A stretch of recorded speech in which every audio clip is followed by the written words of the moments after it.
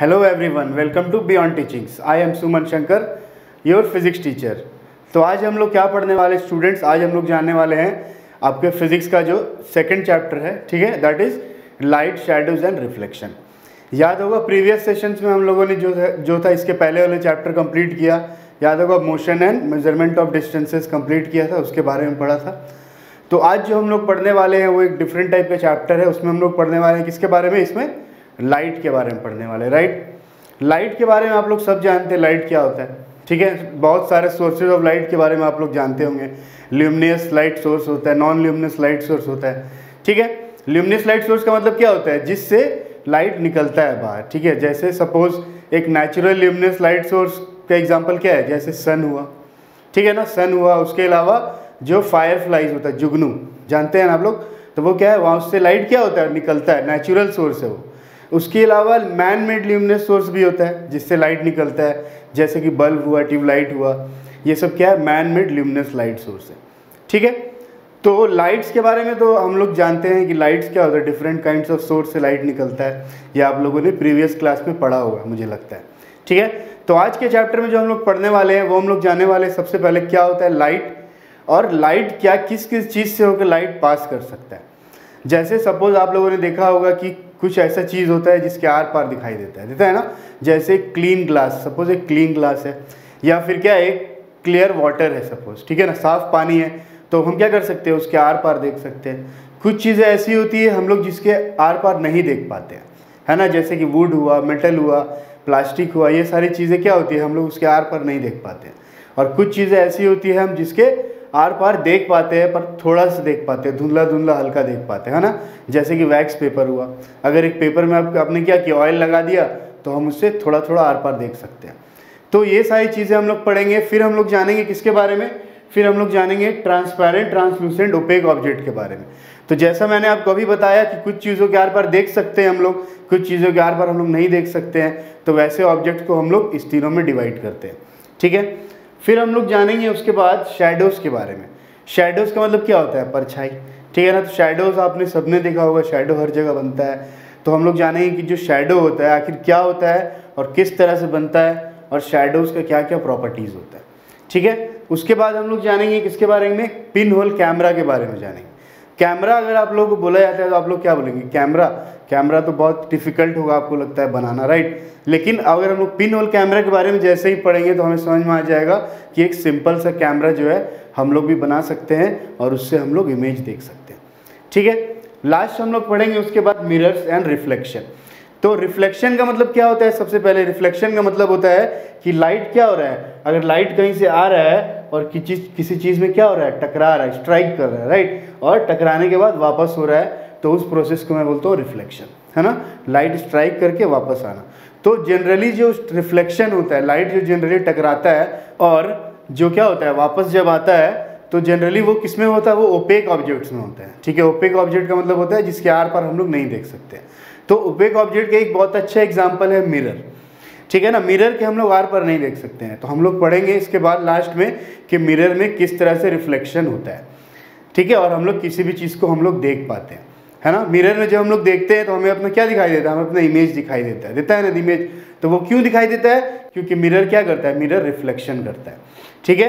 तो ये सारे टॉपिक्स जो है हमें इस चैप्टर में कवर करने हैं। तो आइए वन बाय वन पढ़ते हैं। सबसे पहला हमारा टॉपिक जो है transparent, translucent and opaque object के बारे में हम लोग जानते हैं। तो आइए जानते हैं सबसे पहले ट्रांसपेरेंट ऑब्जेक्ट क्या होता है, ठीक है ना। ट्रांसपेरेंट ऑब्जेक्ट का मतलब होता है, ये आप लोगों ने मुझे लगता है कि प्रीवियस क्लासेस में पढ़ा होगा, और नहीं भी पढ़ा होगा तो अपने चारों तरफ आप बहुत सारे ट्रांसपेरेंट ऑब्जेक्ट देखते हैं, ठीक है ना। जैसे इसका सबसे अच्छा एग्जाम्पल क्या होता है, एयर। सबसे पहले जान लेते हैं ट्रांसपेरेंट ऑब्जेक्ट का मतलब क्या होता है, ठीक है ना। तो ट्रांसपेरेंट ऑब्जेक्ट का मतलब होता है कि वैसा ऑब्जेक्ट हम लोग जिसके आर पार देख सकते हैं। तो आर पार कैसे देख सकते हैं उसके, क्योंकि लाइट क्या हो जाता है, उससे पास कर जाता है, इसीलिए जब लाइट उससे पास कर जाता है तो हम भी क्या कर सकते हैं, उसके आर पार देख सकते हैं। तो ट्रांसपेरेंट ऑब्जेक्ट का मतलब क्या हुआ कि वैसे objects which allows light to pass through it, ठीक है। वैसा ऑब्जेक्ट क्या कर रहा है, जो क्या कर रहा है, लाइट को पास होने दे रहा है, ठीक है ना। लाइट उससे पास हो रहा है तो हम भी क्या कर पाते हैं, उसके आर पार देख सकते हैं। जैसे कि एक सपोज क्लीन मिरर है, एक मिरर है, क्लियर मिरर जो होता है, हम लोग क्या कर सकते हैं, मिरर के आर पार देख सकते हैं ना। तो क्यों देख सकते हैं, इसलिए देख सकते हैं क्योंकि लाइट क्या हो जा रहा है, उससे पार हो जा रहा है।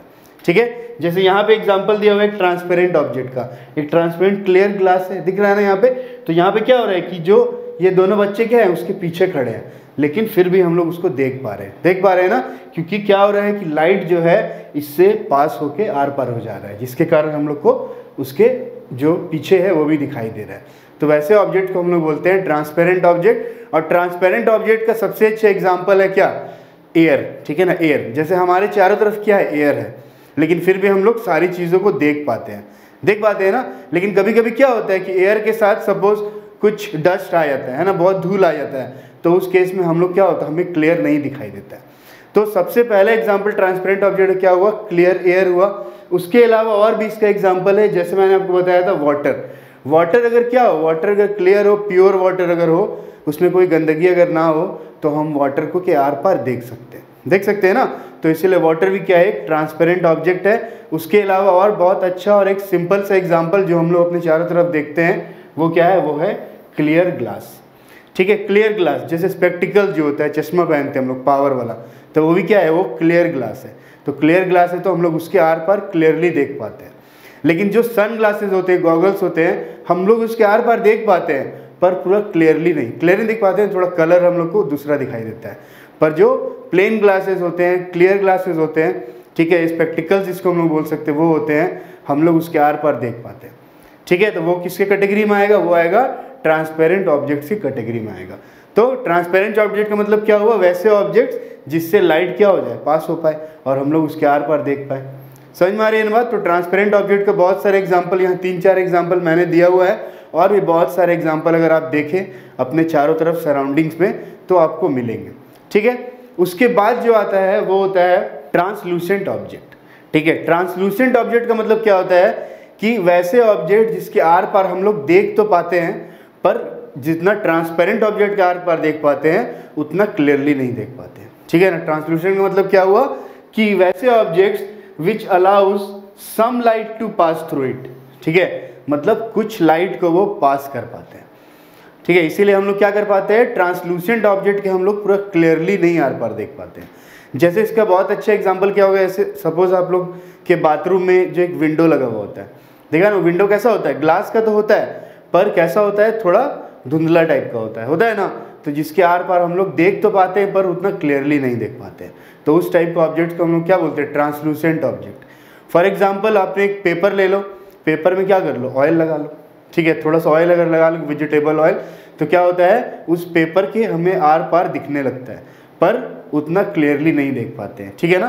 तो उस टाइप के ऑब्जेक्ट्स को क्या बोलूँगा मैं, ट्रांसलूसेंट ऑब्जेक्ट। जैसे यहाँ पे एक ग्लास विंडो का एग्जाम्पल मैंने दिया है। ठीक है ना, ऐसा ग्लास विंडो आप लोगों ने देखा होगा, किसी के घर में भी लगा होता है, बाथरूम वगैरह में लगा होता है, देखा है ना। तो इस ऐसे ग्लास विंडो में क्या होता है कि हम लोग क्लियरली आर पार नहीं देख पाते हैं। तो इस टाइप के ऑब्जेक्ट को मैं क्या बोलूँगा, ट्रांसलूसेंट ऑब्जेक्ट। और भी सारे एग्जाम्पल ट्रांसलूसेंट का है यहाँ पे दिया हुआ है। जैसे यहाँ पे क्या है, वैक्स पेपर। वैक्स पेपर सबने आपने देखा होगा कैसा होता है, वैक्स पेपर स्कूल वगैरह में भी कभी कभी आप लोग यूज़ करते होंगे। ठीक है ना, एक्सपेरिमेंट वगैरह करने के लिए। तो जो वैक्स पेपर होता है वो भी कैसा होता है कि उसके आर पार हम लोग उतना क्लियर नहीं देख पाते। ठीक है, तो इसीलिए वो किस कैटेगरी में आ गया, वो ट्रांसलूसेंट ऑब्जेक्ट्स की कैटेगरी में आ जाता है। उसके अलावा वैक्स पेपर के अलावा इसका एग्जाम्पल है विंडोज़, जैसा मैंने अभी आपको बताया। ठीक है ना, विंडोज़ क्या है कि बहुत सारा टाइप का विंडो होता है। कुछ विंडोज़ के आर पार हम लोग क्लियरली देख पाते हैं, तो क्लियरली अगर देख पाते हैं तो मतलब वो क्या है, वो ट्रांसपेरेंट है। लेकिन कुछ विंडोज़ ऐसा होता है जो ग्लेज विंडोज़ होते हैं, जिसके आर पार हम लोग नहीं देख पाते हैं, मतलब क्लियरली नहीं देख पाते हैं। ठीक है, तो वैसे विंडोज़, वैसे ऑब्जेक्ट्स को मैं बोलता हूँ ट्रांसलूसेंट ऑब्जेक्ट। समझ में आ रही है बात। ठीक है, उसके बाद फिर आते हैं कि वैसे ऑब्जेक्ट्स जिसके आर पार हम लोग कुछ भी नहीं देख पाते, थोड़ा भी नहीं देख पाते हैं। ठीक है, तो वैसे ऑब्जेक्ट्स को मैं क्या बोलता हूँ, वैसे ऑब्जेक्ट्स को मैं बोलता हूँ ओपेक ऑब्जेक्ट्स। ठीक है, ओपेक ऑब्जेक्ट्स क्या होता है, objects which does not allow light to pass through it. ठीक है, मतलब कि वो लाइट को अपने से पास होने नहीं देता है। समझ में आ रही है बात, इसीलिए हम लोग उसके आर पार नहीं देख पाते हैं। जैसे कि बहुत सारे एग्जांपल है, जैसे वुड हुआ या फिर लेदर हुआ या प्लास्टिक हुआ, ये सब क्या है, ये सब ओपेक ऑब्जेक्ट्स है, इसके आर पार हम लोग नहीं देख पाते। जैसे यहाँ पे एग्जांपल दिया हुआ है, एक डोर है, एक डोर के पीछे ये दोनों खड़े हैं, राइट। लेकिन हम लोग उसको डोर के पीछे से नहीं देख पा रहे। क्यों नहीं देख पा रहे? क्योंकि जो डोर है ये किसका बना हुआ है? ये वुड का बना हुआ है, और वुड एक ओपेक ऑब्जेक्ट है, और उसके आर पार हम लोग नहीं देख पाते हैं क्योंकि उससे लाइट पास नहीं हो पाता। सिंपल है, समझ में आई बात? ठीक है, तो अकॉर्डिंग टू लाइट पासिंग करने, मतलब कि लाइट को पास करने के लिए हम लोग ऑब्जेक्ट्स को 3 पार्ट में डिवाइड करते हैं। सबसे पहले ट्रांसपेरेंट, जिसके लाइट क्या होता है, सारा लाइट उसके पार हो जाता है, ठीक है ना, पास हो जाता है उससे। दूसरा होता है ट्रांसलूसेंट ऑब्जेक्ट, जिससे क्या होता है, कुछ लाइट पास होता है, कुछ नहीं होता है। और तीसरा क्या होता है, ओपेक ऑब्जेक्ट होता है, जिससे लाइट पास नहीं हो पाता है। ठीक है, ओपेक ऑब्जेक्ट्स का एग्जांपल यहाँ पे क्या है, वुड्स, मेटल्स, ये सब क्या है, सब ओपेक ऑब्जेक्ट्स है। कोई भी मेटल को लाइट पार नहीं कर सकता, कोई भी वुड को लाइट नहीं पार कर सकता है, तो इसीलिए हम उसके आर पार नहीं देख पाते हैं। समझ में आई बात? तो ये बात थी किसकी, transparent, translucent and opaque object की। तो इसके बाद का जो हमारा टॉपिक है वो है शैडो। और शैडो बनाने के लिए सबसे पहला क्या है, सबसे इंपॉर्टेंट चीज होता है क्या, ऑब्जेक्ट होना चाहिए ओपेक। ठीक है, तो आइए हम लोग जानते हैं, पढ़ते हैं शैडो कैसे बनता है और ओपेक ऑब्जेक्ट ही से ही शैडो क्यों बनता है। ठीक है, तो आइए बात करते हैं अपने नेक्स्ट टॉपिक की, वो क्या है, शैडो। शैडो का मतलब होता है क्या है, शैडो का मतलब होता है परछाई, सिंपल सी चीज़ है। और दुनिया में हर चीज़ का शैडो आपने देखा हो, हर चीज़ का शैडो बनता है। आप भी अगर सड़क पे चल रहे होते हैं तो क्या होता है, आप अगर नीचे देखोगे तो आपका शैडो बनता है ना। तो दुनिया में क्या होता है, हर चीज़ का शैडो बनता है। तो आखिर ये शैडो बनता कैसे है? तो सबसे पहले मैंने अभी आपको थोड़ी देर पहले ये बताया कि शैडो बनने के लिए सबसे ज़रूरी चीज़ क्या है, ऑब्जेक्ट कैसा होना चाहिए, ओपेक होना चाहिए। अगर ओपेक ऑब्जेक्ट है तो उसका अच्छे तरह का शैडो बनता है। मतलब जितना भी चीज़ हम लोग देखते हैं, जैसे ह्यूमन, हम लोग का शैडो बनता है, तो हम लोग भी क्या है, एक ओपेक ऑब्जेक्ट है ना। कोई भी चीज़ आप देखते हैं जिसका शैडो बनता है वो क्या है, ओपेक ऑब्जेक्ट्स होता है ज़्यादातर। तो सबसे पहले जानते हैं शैडो क्या होता है, उसका डेफिनेशन क्या होता है। ठीक है, तो शैडो जो है वो क्या होता है, बोल रहा है कि when an opaque object block the path of light, ठीक है, it forms a dark portion of the opposite side of the object. मतलब बोल रहा है क्या, कि अगर एक ओपेक ऑब्जेक्ट को हम क्या करते हैं, लाइट अगर हम क्या टॉर्च जला रहे हैं सपोज, और उसके आगे एक हम ओपेक ऑब्जेक्ट को रख देते हैं, लाइट का पाथ को अगर ब्लॉक कर देते हैं, ठीक है ना, तो क्या होता है, उसके पीछे लाइट के जस्ट अपोजिट साइड में उस ऑब्जेक्ट का क्या होता है, शैडो बन जाता है। किस ऑब्जेक्ट का शैडो बन जाता है, जिस ऑब्जेक्ट से हम लोग लाइट को ब्लॉक कर रहे हैं। समझ में आ रही बात? जैसे फॉर एग्जाम्पल यहाँ पे जैसे दिया हुआ है, ये वाला एनसीईआरटी का आपका एक्टिविटी का ये है, इसमें क्या दिया हुआ है कि ये जो गर्ल है ये क्या कर रही है, ये इस पे लाइट मार रही है, ठीक है ना। और लाइट जैसे ही वो टॉर्च से लाइट दिखा रही है उसको, तो क्या हो रहा है कि एक यहाँ पे एक लड़का है जो क्या है, ओपेक ऑब्जेक्ट है, राइट। अभी मैंने आपको बताया लेदर वगैरह क्या होता है, ह्यूमन भी क्या है, ओपेक ऑब्जेक्ट है, जिससे लाइट आर पार नहीं हो सकता है। तो क्या हो रहा है कि जैसे ही ये टॉर्च इस पर ब्लो कर रही है, तो क्या हो रहा है कि इसका जो शैडो है वो कहाँ बन रहा है, उसके पीछे बन रहा है, ठीक है ना। मतलब यहाँ से जो इस टॉर्च से जो लाइट निकल रहा है, इस लाइट को किसने ब्लॉक किया, इस लाइट को इस ओपेक ऑब्जेक्ट ने ब्लॉक किया। और जैसे ही इस लाइट को ओपेक ऑब्जेक्ट ने ब्लॉक किया, तो क्या होगा, उसके अपोजिट साइड में इसका शैडो बन जाएगा। समझ में आ रही बात? तो शैडो बनाने के लिए सबसे ज़रूरी चीज़ क्या है, 2 चीज़ ज़रूरी है, लाइट तो चाहिए ही चाहिए हमें, बिना लाइट के तो शैडो बनेगा नहीं। और दूसरी चीज़ जो है वो क्या है, ऑब्जेक्ट जिसका शैडो मुझे बनाना है वो कैसा होना चाहिए, वो ओपेक होना चाहिए। ओपेक ऑब्जेक्ट का ही शैडो हमेशा बनता है। समझ में आ रही बात? जिस तरह से आप लोग बचपन में क्या करते होंगे, बचपन में जब कभी घर पे लाइट चले आता है, ठीक है, तो हम लोग क्या करते हैं, कैंडल के पीछे हम लोग इस तरह का शेप्स बनाते हैं ना, हाथ से बनाते हैं, डिफरेंट टाइप के एनिमल्स का शेप बनता है, याद होगा है ना, बचपन में करते होंगे हम लोग।